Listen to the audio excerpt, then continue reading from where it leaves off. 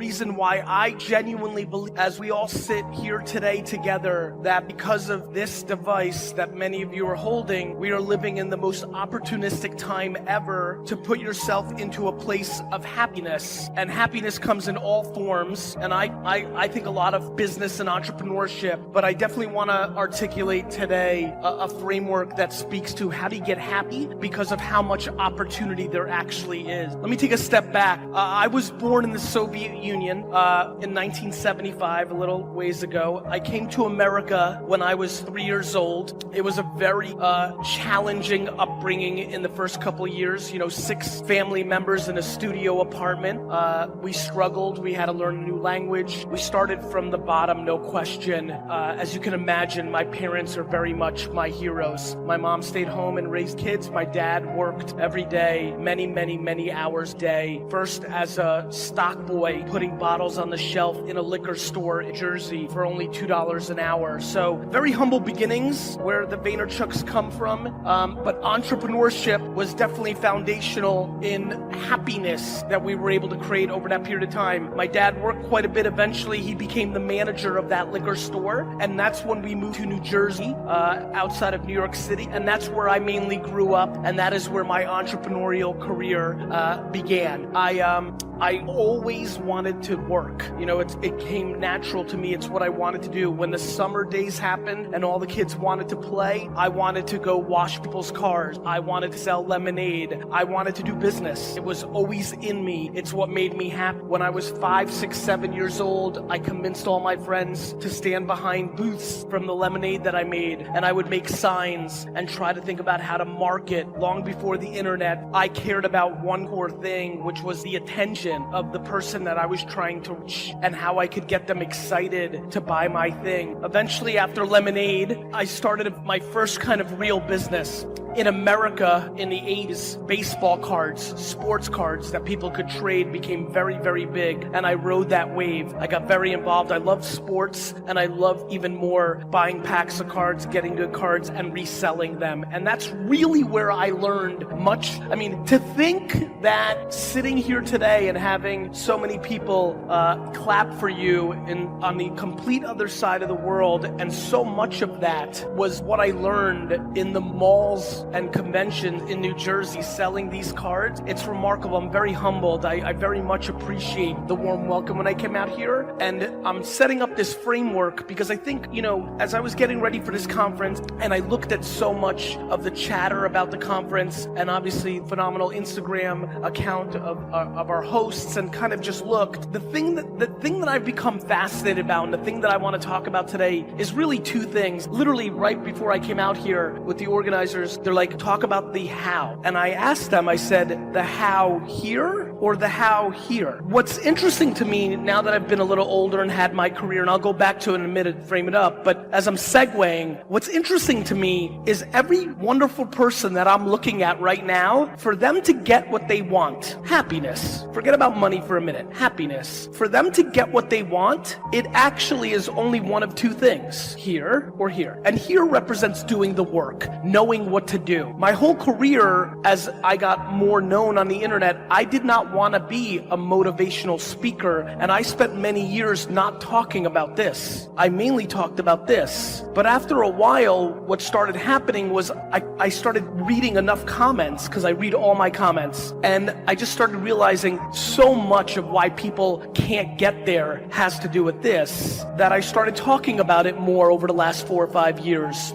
But I think they both matter. You could be the most optimistic, happy person up here, but if you don't put in the work, and if you don't know what work to put in, it's not gonna happen. Optimism is very close to delusion. However, I believe that optimism is the fuel to practicality, right? If you don't believe you're doing it for a reason or it's exciting, you're not gonna wanna put in the hours of the work. And so that's who I've always been. I've always been ambitious and happy. I was very fortunate. I had a tremendous mother who loved me me very, very much, so I felt good. However, she did not create entitlement. When I lost or when I was doing bad, she told me. She didn't make a fake environment, which is a huge factor. And to be honest, my biggest concern about the last 20 years of parenting, too much fake environments, too much entitlement, which is why so many people struggle when they go into the real world, because the real world doesn't care. The real world is not your mama anymore. And so I think about those things. Fast forward, I was very good at selling baseball cards. When you're making $3,000 or $4,000 a weekend when you're 14 years old, you've got it. I was good, fine. But then my dad eventually bought a liquor store and he dragged me into the liquor store when I was 14. I started making $2 an hour, bagging ice. This was huge for me. If I didn't have that transition, all the money I was making as a young kid, it came so easy because I was naturally talented. I think not having that struggle of losing all that because my dad forced me to work in the store and making $20 a day, that really helped me. And I learned a lot in that liquor store. Most of all, what I learned was to watch people. Today, after this talk, I will go to the airport and on my flight, I will literally read most of the comments on Twitter, on Instagram, your DMs. I will read them and I'll read them to understand, was there anything I said in this hour that stood out, that didn't hit, that did hit? I learned that watching people, and more importantly, understanding people, and most importantly, being empathetic to people was the best way to build a real business, to build something meaningful. The biggest problem, I'll tell you right now, one of the biggest reasons most people in this room, if they decide to start an entrepreneurial venture, a side hustle, whether you try to sell something in your home on Facebook Marketplace, which, oh, by the way, I'm going to bring up later, my biggest belief that the quickest way for many people here to start is to sell stuff on Facebook Marketplace, but I'll talk about that later. Whether it's that, whether you're finally ready to start your podcast on Spotify,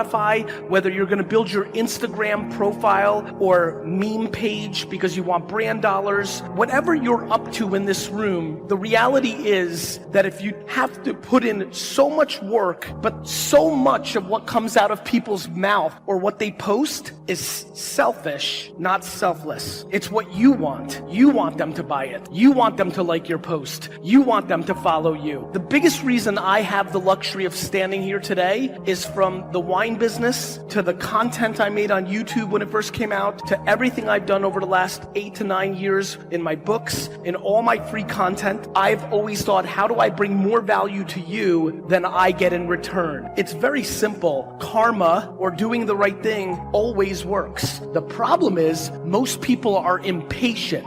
The reason most people are impatient, especially in cultures like mine, Eastern European, in cultures like here, there's too many people in here that are trying to get successful too fast because they want to prove it to their parents. And in that impatience is a very important point. My friends, the number one thing I fear, period, is that people live their lives based on other people's opinions. The number one thing that I have seen as I've gotten older that has been very obvious to me is that most of the people here today do many of the things they do because of 1 to 5 people's opinions in their lives, whether their parents, their spouse, their older sibling, their neighbor. Living your life predicated on the judgment of somebody else is the great weakness of the human being. The biggest reason, do you know how many people are here today just to get affirmation from me to go and do something? I mean it. And it's fascinating to me, and I'm empathetic. I understand, and I want to talk about it a lot, because no matter how I tell you how to leave 500 comments on Instagram posts, or what time to post your posts, or why you should start a Spotify podcast tomorrow, or how you actually list an item on Facebook Marketplace, no matter what I tell you, if you post the first day and the person that you're worried about has a bad opinion of it, it's already game over. And so I flew all the way here 24 hours to put pressure on what is the most obvious conversation, which is, are you prepared to finally get quiet in your head and not allow the opinions of others to dictate your behaviors? Every person here knows what they want to do. Can we prime ourselves to feel good? Yes or no? What if you knew you would have a really important conversation with your kid or your spouse or your loved one, and you're starting to feel a little tension because you don't want to deal with this because you love them, you don't want to deal with the bullshit, but you know you got to? In this state of being primed about it, how's it gonna go? But if you primed yourself with laughter or joy or playfulness, and now you go to be with them, and somebody goes, no! And you go, that'll with them real quick, won't it? They don't want to deal with you enjoying yourself. So we are in charge. Here's the point. Life changes the moment you make the decision that you're 100% responsible for your experience of life. Not responsible like a heavy, response-able. If you're responsible, you're able to respond. You can only respond and be able to do that if you own yourself. And if you know people can do anything, but still you're the authority of what it means to you. You're the authority of your own emotions. You're the authority of your own actions. Who's with me on this? Say I. And blaming other people, which the human mind is always looking to do, will never make you happy, never make you fulfilled, never bring you closer to people, never make you grow. So when you're willing to take that level of responsibility where you're like making judgments and you go, oh, that person's such a bullshitter, such a liar. One of the things I always do is I do a reversal in my head and go, you're such a liar. No, I'm not. Where are you? Well, I did about that once. Who's ever said something and after you said it thought to yourself, what I just said was total. How many of you ever thought this? How many of you ever heard someone else say something and thought to yourself, what they just said is... See, if you can see it in someone else, they can see it in you. Better to just own it and let go. Because that's what the mind does. If we let the mind run us, we're going to have a tough time. This mind serves me. I don't negotiate with it. Remember I told you? I don't say, well, I'll do this. Well, maybe we could do it. Maybe we'll jump in the water now. It's like, it knows I'm not here to negotiate. When I say it, we do it. That's what we want to train ourselves to do today. Who's up for that? Say I.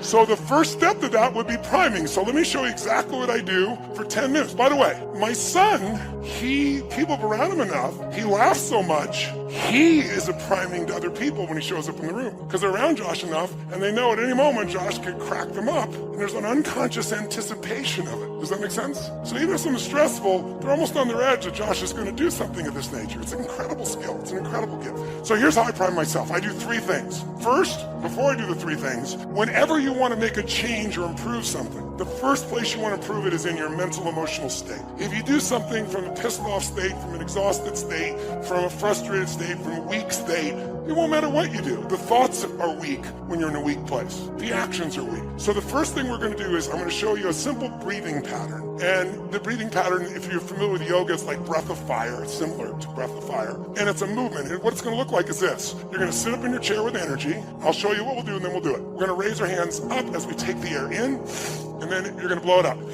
Only you're going to blow it out your nose. Now to do that, what actually changes biochemistry and what will get you to wire and fire a new set of patterns that are more elegant, more rewarding, more impactful than the ones that society will condition you to do if you let it, okay? So 3 minutes, a minute each. And by the way, when I do it, I usually pick 2 strong ones, and then I pick something really simple and I make myself really feel the gratitude, like the wind on my face, or the smell of the ocean if I'm doing it outside by my house, or the look on one of my children's faces. And I'll just fill that up. And the reason is, if all you do is get grateful about big things, you're gonna miss most of life. You know, the astronauts that went to the moon, think about that journey. Think about, as a child, these guys dreamed of being an astronaut. They competed with hundreds of thousands of people, and then a few of these guys get on that rocket and go to the moon. And imagine, you walk on the moon, you look back, and you see that picture we've all seen of the blue-green Earth that's so beautiful, and it's not a photograph, they were the ones there seeing it. Talk about an experience. And then they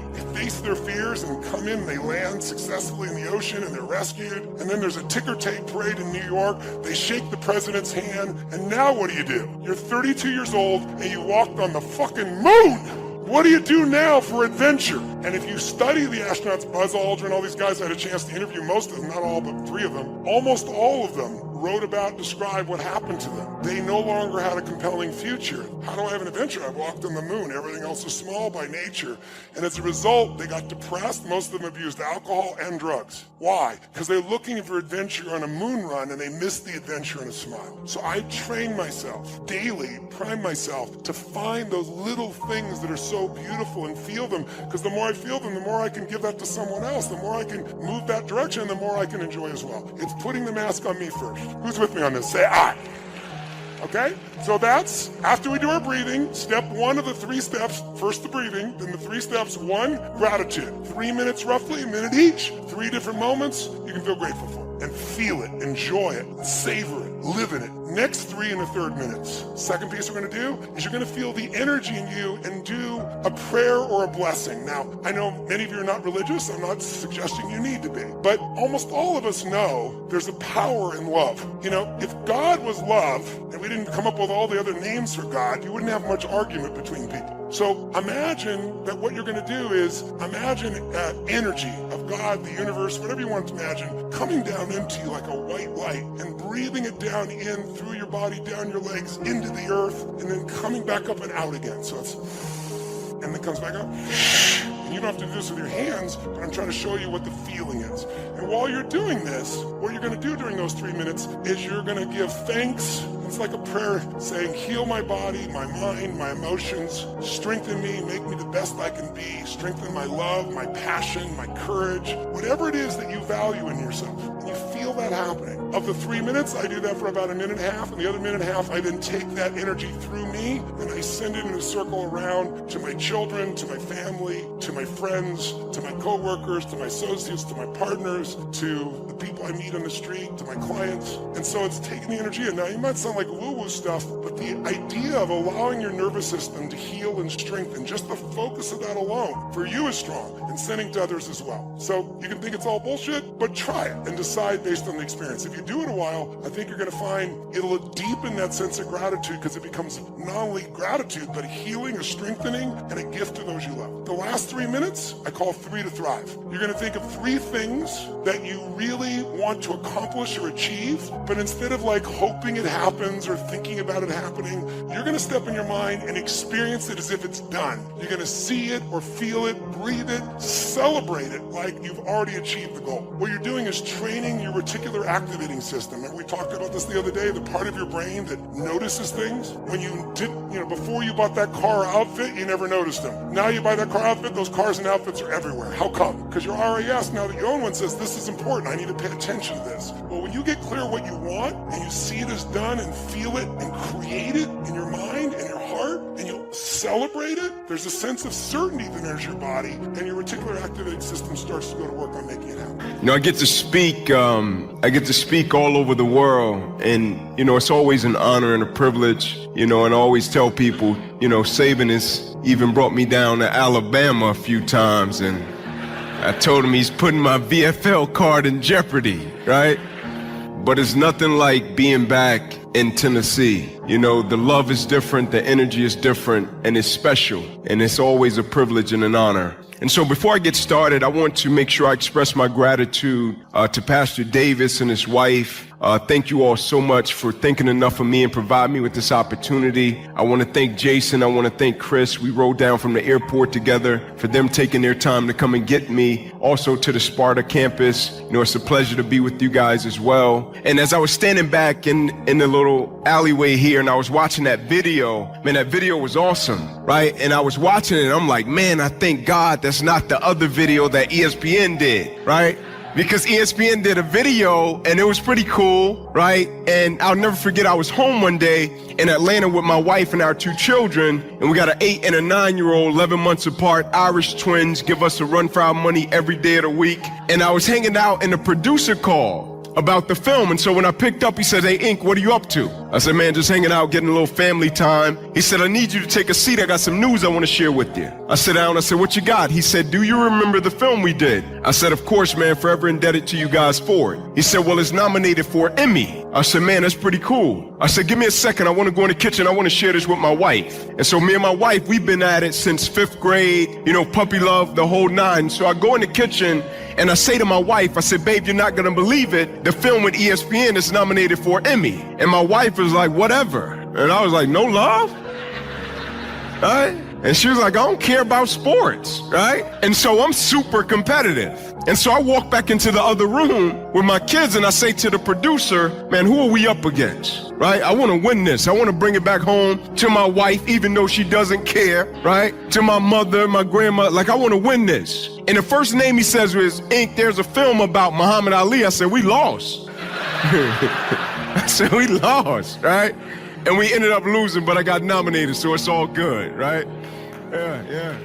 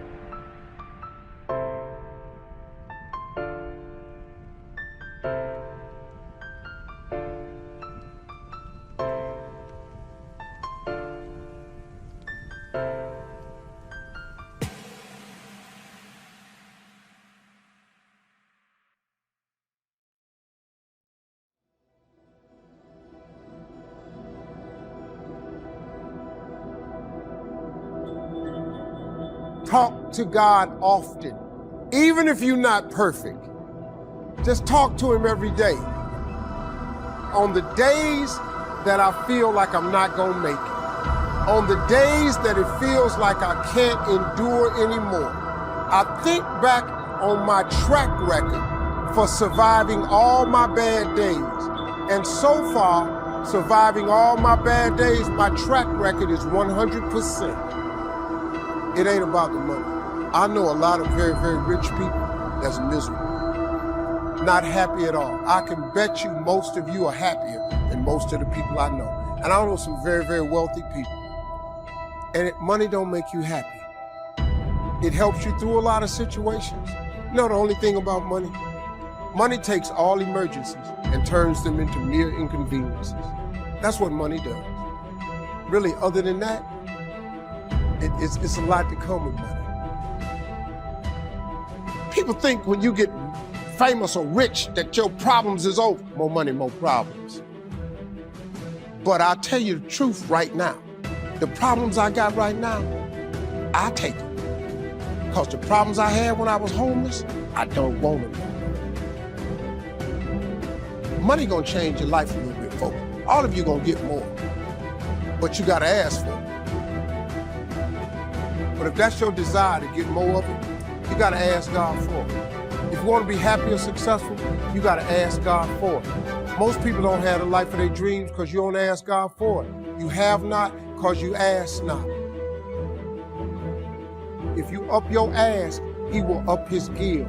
If you change what you ask God for, he immediately changes what he gives to you. You don't need an education to be successful. I flunked out of school. What God has for you, quit tying it in education. People kill me. I know people got 2 degrees finna go back to school and get another. If you got 2 of them that ain't working for you, why would you go get another one of them? I know people that's mastered and PhD'd up, ain't even working. You don't need that. I'm telling you, man, your whole success is tied in your relationship to God. You can simplify this by getting in touch with your Creator. That's your key, man. Everything you're going through is preparing you for what you ask God for. You just gotta quit tripping while you're in the process, because the process is necessary. You may not see it now, but when he gets you on the other side of it, you're gonna see exactly why it went that way, and you're gonna be okay with it. But quit tripping during the process. Oh Lord, why me? You ain't the only one. Oh Lord, why me? You ain't the only one. Oh Lord, why I lose my job? You ain't the only one unemployed. I want you to ponder these 4 questions. Here's the first one, and that's why. Why pay the price? Why work this hard? Why go this far? Why try to learn this much? Why try to do it all? Why try to see it all? Why try to have it all? Why do it? Why learn it? Why study? Why put yourself out? Why try to take on this much responsibility? Why develop yourself to the full? Why try to become all that you can possibly become? Why try to earn as much as you can earn, share as much as you can share, develop every skill you possibly can, see every human you possibly can, go to every class you possibly can, touch everybody you possibly can? Why do that much? Why go that far? Why share that much? Why give that much away? Why try to see everything? Why try to do everything? Why try to become everything? That's a good question, why? And you're the only one personally that can answer that question for yourself. You've got to have your own list of whys. Work on your list of whys. One of the big thrusts for success is to come up with a strong enough why. And if the why is powerful, the how is easy. But if the why isn't strong, if your goals aren't powerful, If the vision isn't clear, the old prophet said, without a vision we die, without a vision we perish, without a dream we're nothing. I'm asking you to sit down with your family and develop a dream strategy. I'm asking you to make a list of what you want. What kind of health do you want? What kind of skills do you want? What kind of income do you want? What kind of gifts do you wish to bestow? What kind of power would you like to have? What kind of influence would you like to have? I'm asking you to go home and work on the why. Spend some time as you fly over the clouds and over the ocean back to where you came from. I'm asking you to have a vision by the time you've reached home of why you want this kind of income, why you want this kind of recognition and these kinds of skills. I'm asking you to develop your own list of why. Now, here's number 2. The first question to ponder when you go home is why. Here's another good answer to why. It's the second question. Why not? Why not see how much you can earn? Why not see how much you can learn? Why not see how many skills you can develop? Why not see what kind of person you can become? Why not see what kind of influence you can have? Why not see how many people you can rescue from oblivion? Why not see how many people you can reach? I want you to establish some of your goals. I want you to give thoughtful consideration to your goals. And why not? If we've got good health for many, why not the rest? If it's happened for you, why not others? And why not you? I want you to take that personal. Why not? Why not? You've got to stay here till you go. I mean, what else are you going to do? Why not see how much you can do, how far you can go? Now, here's number 3. Why not you? I wish I could say that to each of you individually, but it would take a couple of lifetimes to sit down and talk with each of you individually. But I would rather do that. I'd love to spend a couple of days with each of you personally, pour out my heart, my soul, what's going on in my head, what's going on with me, see if we couldn't connect and find something valuable. But time doesn't permit for us to have those intimate conversations, get to know each other that well. So I've got to do it from up here. But I want you to take it personal. And my personal question to you is, why not you? You've got the brains. You can make decisions. You can study the plan. You can change your life. You can grow immensely in the next few years. You can make your dreams come true. You can build a financial wall around your family nothing can get through. You can become healthy. You can become powerful. Why not you? And now here's my last question. My very last question on the questions to ponder is, why not now?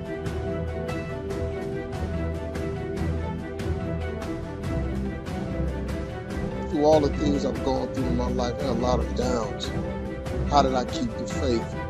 There was a couple of reasons. Number one, I know from living that if you quit whatever you're trying to accomplish, if you quit, whatever you were trying to accomplish can never happen. There's not even a remote possibility. If you quit, there is no chance of it popping back up again, coming back later. Quitting is guaranteed failure. Now, when you're trying, you're going to fail. But quitting, just stopping, that was the number one thing I understood. And then number two, you have to make sure that your dreams, your aspirations and goals are so big that not accomplishing them is not an option. What is commitment? Commitment is the salesman who says, look here, I'm going to make $1,000 today and I'm not going home. You can turn the lights out. The janitors could be here running the vacuum cleaner. I'm not leaving here till I do it. I used to be a door-to-door salesman. I had X number of TVs. I had a minimum amount that I knew I had to sell every day in order to provide for my mother, who was ill at the time, who had lost her job at the M&M cafeteria because of arthritis. And I said, I'm going to go door to door. And sometimes I would not come home until 1 o'clock at night, knocking on people's door, people closing. What do you want? Would you like to buy a nice working month's television set, no money down? No. What about an Emerson TV? No. Thank you very much. Do you know anybody else that would be interested? No. Thank you very kindly. Knock on another. Hello? Would you like to buy a nice working television set, no money down? No, get away from our door. Thank you very kindly. Do you know anybody else would be? Yeah, my cousin, he lives 2 doors down. Thank you very kindly. I tell him you sent me. When I heard your cousin told me that you wanted to buy a television set, told me to come in and talk to you, got a special discount for you. Yes, come in, I'm interested. I would just keep right on. I would not go home until I did it. It's an interesting thing, ladies and gentlemen, that when we put ourselves in a situation where we say we're going to do it, it puts you in another zone where the universe responds to you.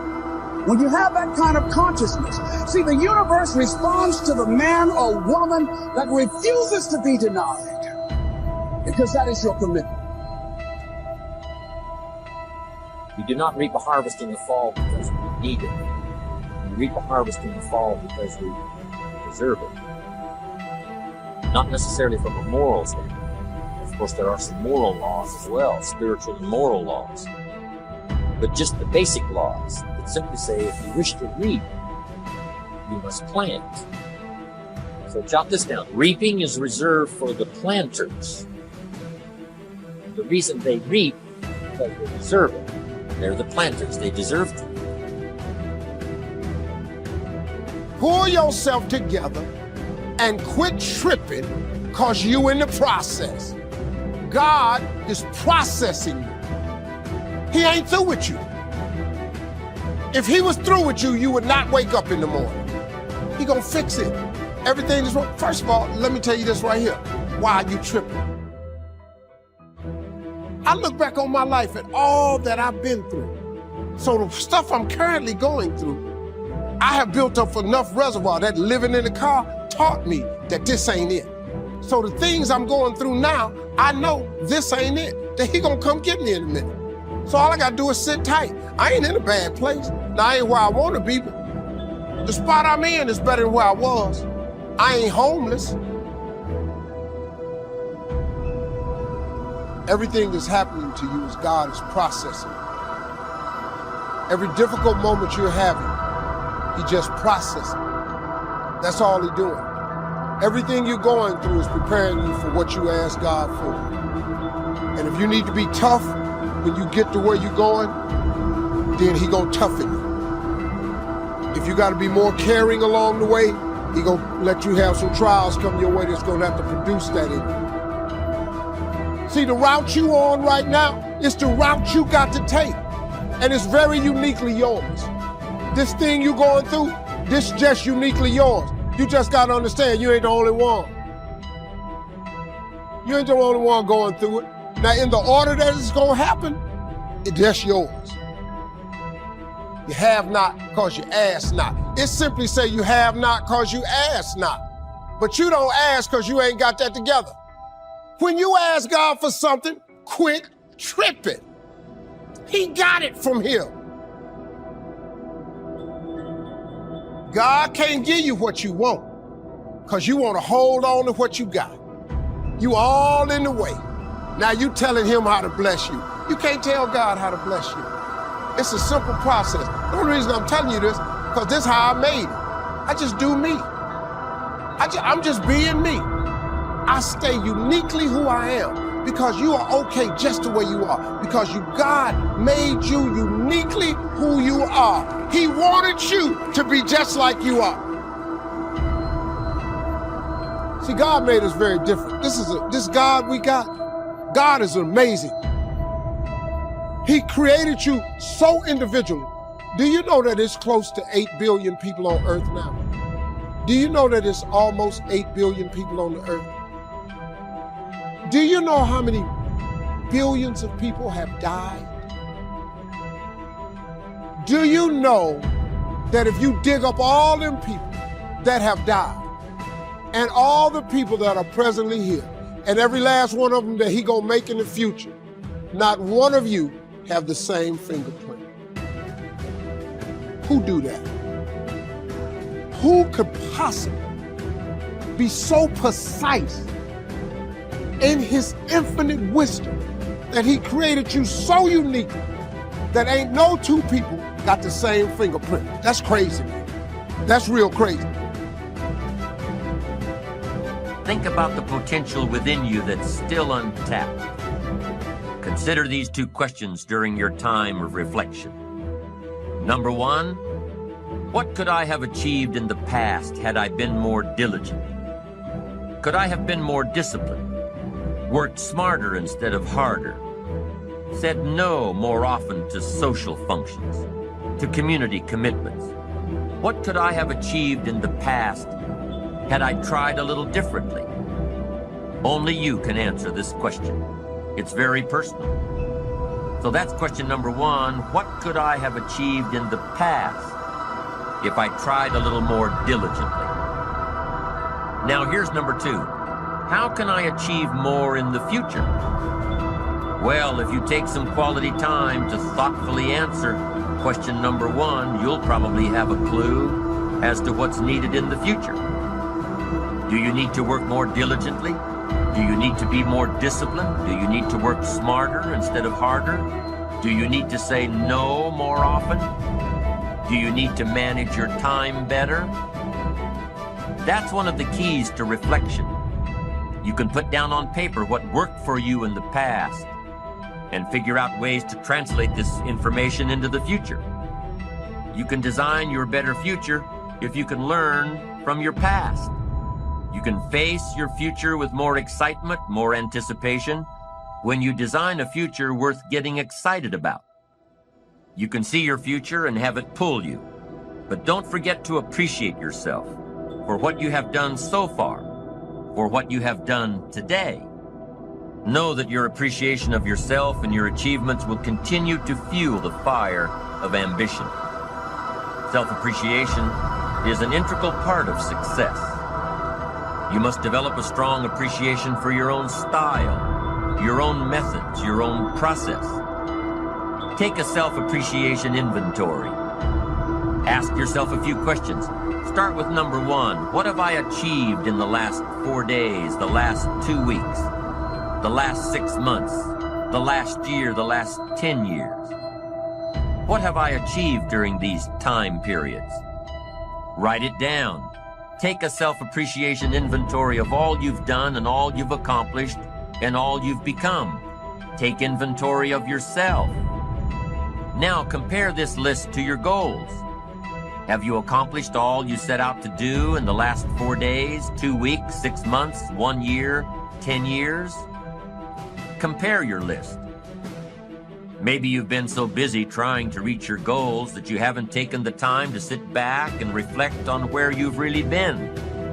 Look back at your list and say, wow, I really have been through a lot. I really have learned a lot. Look what I've done. Look what I've become. I wasn't like this 10 years ago or even 1 year ago. Look at me. I'm doing okay. Building your ambition takes little steps. 1 step at a time, 1 day at a time, 1 week at a time. And it's like taking your family to a reunion where people haven't seen your kids for 6 months or even a year. They say, my, look how you've grown. Well, you know your kids have grown, but when you see them every day, it's hard to notice. So write down all your accomplishments and see where you've been and what you've done and who you've become. You'll say, oh, look how I've grown. And that's step one in taking a self-appreciation inventory. Now here's step two. What could I have achieved that I didn't? Be honest now, this is your inventory. Nobody else has to see it. What could you have achieved over the last week, the last month, the last quarter, the last year? What could you have achieved that you didn't? Would a game plan have made a difference? Would your direction have made a difference? Would greater preparation have made a difference? Would more discipline have made a difference? In how you changed your habits, changed your life? Would time management have made a difference? Major time over minor time? Ask yourself, what could I have achieved that I didn't? Now take this one step further with number three. What do I want to achieve in the next 4 days, the next 2 weeks, the next 6 months, over the next year, over the next 10 years? What do I want to achieve? Well, all this falls in line with your goals. What you could achieve has to fall in line with what you want to achieve. What you could do has to line up with what you want to do. And what you could become has to meet what do I want to become. Everything affects everything. And through the proper disciplines practiced every day, through the proper disciplines, the what could I do has to match up with what do I want to do.